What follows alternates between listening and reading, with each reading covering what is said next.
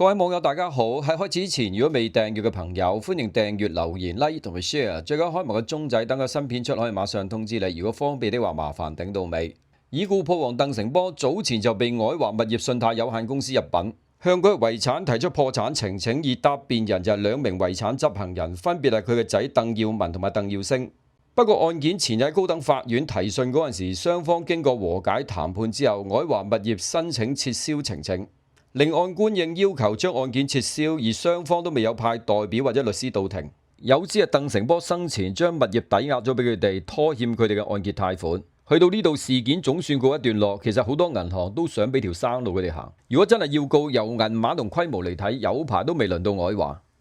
另外，港鐵屯門第16區第一期物業發展項目早前就收到31份意向書，市場預計項目每平方尺樓面地價大約2000至到4000，即係市場估值大約12至到24億。喺尋日截標，不過港鐵表示只係錄得6份標書，入標嘅財團分別有長實、新地、嘉華、會德豐、中國海外，而合資嘅仲有嘉里、火拍、順治同英軍。事隔一日，港鐵就喺今日晏晝公佈項目由新地所投得，未有披露銀碼。雷霆就表示將會興建中小型單位為主，預計會投資大約60億。屯門第16區站項目係興建中嘅屯門南延線車站上蓋項目，位於屯門泳池位置。其中第一期屬於整個項目嘅東北邊部分，可以經有蓋行人通道直達16區站同埋商場，可建住宅總樓面大約60.100,000平方尺，提供不多於1280個單位，純住宅形式，不涉及商場。據了解，將會由港鐵負責項目嘅補地價，發展商只需要提供一筆前期嘅費用，價高者得，並且支付劃一29% 嘅分紅。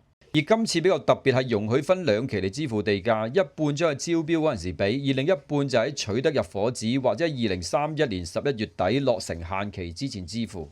另外，啟德已連續3個全新盤喺同一時間出價單，最早就會德豐位跑道區嘅 Miami Key 2期，接續嘅就係新地嘅天璽天，尋日再多一個新盤開價，就係中國海外九倉恒地嘉華合作位跑道區嘅維港灣畔 1A 期。喺傍晚突擊開價，公佈首張價單，涉及139伙，平均折實尺價25,484。同時落實會喺今個禮拜日發售60伙海景單位，而呢139伙涵蓋1房同2房，面積由319尺到513尺，扣除最高折扣12% 之後，售價由672萬去到1586萬。而維港灣畔係大 project，總共有4期，合共提供2060個單位。今次1A 期由3座大樓組成，提供635個單位。而項目喺今年8月份比較低調推出1B 期嘅首張價單，均尺係29,628蚊，賣得麻麻地，即係大約賣咗50伙。而幅地就喺長實地盤嘅前方。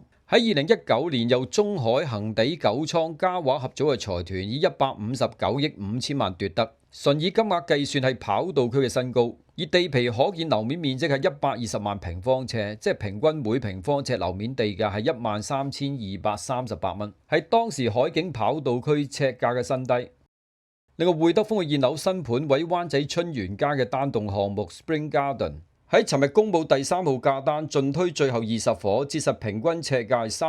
30,705蚊，較首批均尺29,789，大約貴咗3%。呢20伙戶型涵蓋1房至2房，面積由278尺去到398尺，折實售價由816萬去到1309萬。老實講，佢好賣就佢本事，但我對呢個盤一啲好感都冇。第一就係貴，第二就係環境污糟又邋遢。另外，中誠拍賣行尋日推出15個物業拍賣，有大約20人到場，最終一件都賣唔到。但係今次拍賣嘅焦點放盤就係大埔康樂園第10街單號屋，實用面積1596尺。屬於事故單位，開價1180萬，最終未有買家競投，流拍收回。而呢間屋曾經發生嗰單被譽為史上最殘忍嘅劫案，喺1982年由內地嚟香港喺康樂園別墅從事裝修嘅水泥工，入屋盜竊，但俾女戶主撞破，為免被認出，用電線同埋領呔勒死33歲嘅女戶主，連埋2個小朋友，兇徒最終被判終身監禁。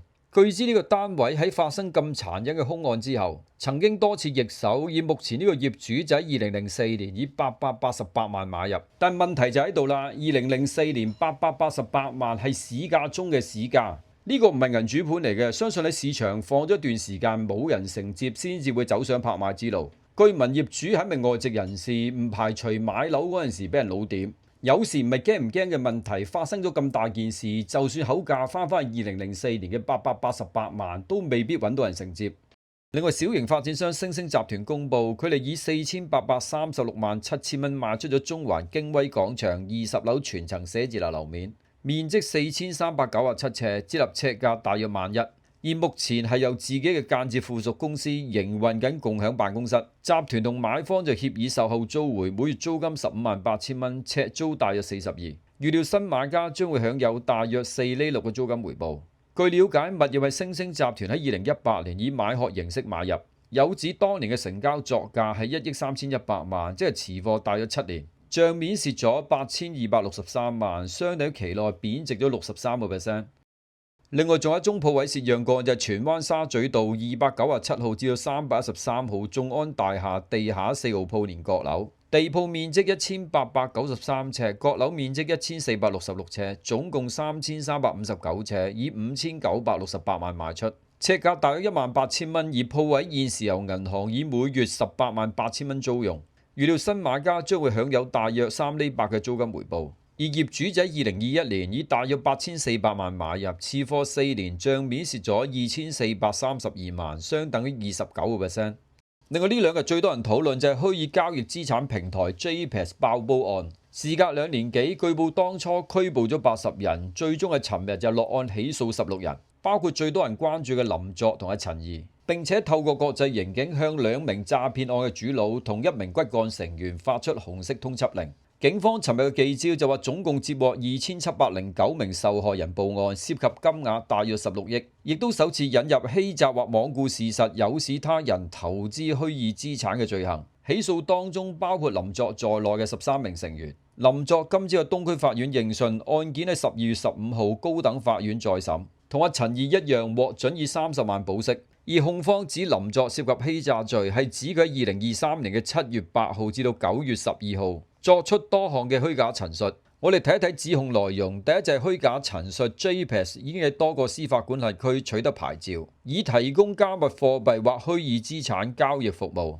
第二項失實陳述就係一直都可以由 JPEX 成功取得資產。第三項就係掌握一般人士無法得到嘅 JPEX 相關資訊。第四係透過 JPEX 投資指明嘅虛擬資產，可以賺取一個指明嘅100%回報。控罪指林作出呢啲陳述，誘使受害人為咗喺 JPEX 作投資同埋交易，從而失去金錢或財產，導致受害人蒙受損失，而林作就可以從中獲益。而另一個控罪就指林作同期誘使他人訂立虛擬資產嘅協議，涉嫌向呢啲人罔顧事實並作出欺詐或失實嘅陳述。今次係引入咗一條全新嘅刑事法例，就係以欺詐或罔顧事實方式誘使他人投資虛擬資產。個法官點樣判，將來就會成為案例。其實成單嘢都係充滿咗爭議性。控方要證明佢罔顧事實，係要有多方面嘅考慮，尤其是要考慮到 JPEX 係有港鐵賣廣告，張智霖做代言人。